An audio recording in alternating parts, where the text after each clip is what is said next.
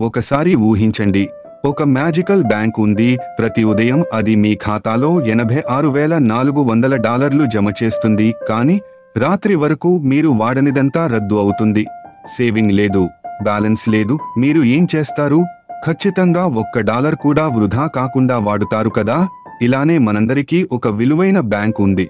దాని పేరు సమయం. ప్రతిరోజు మనకు 86,400 సెకన్లు అందుతాయి. కానీ వాటిని సేవ్ చేయలేరు, నిల్వ చేయలేరు. రాత్రి దాటిన తర్వాత అవి తిరిగి రావు.